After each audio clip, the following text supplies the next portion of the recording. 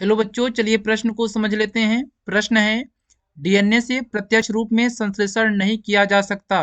पहला विकल्प है एमआरएनए का, दूसरा विकल्प है टीआरएनए का, तीसरा विकल्प है आरआरएनए का और आखिरी विकल्प है प्रोटीन का। आइए इस प्रश्न की मुख्य अवधारणा को समझते हैं।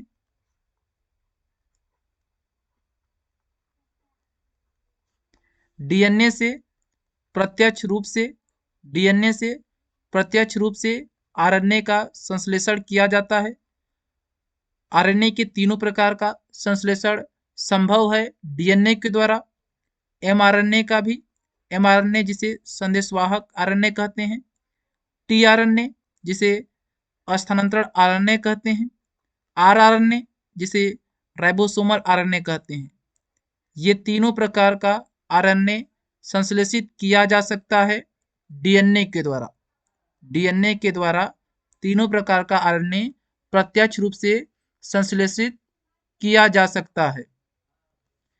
डीएनए से आरएनए का निर्माण होता है, आरएनए का निर्माण होता है और आरएनए से प्रोटीन का निर्माण होता है।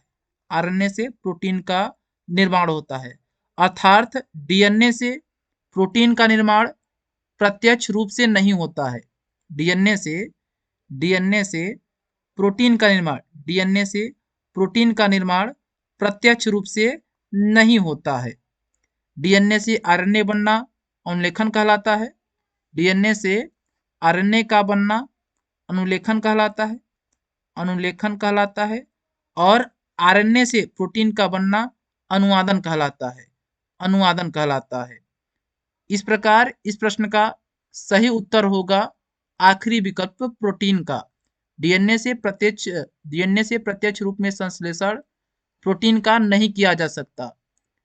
हम आशा करते हैं यह प्रश्न आपको समझ में आया होगा। धन्यवाद।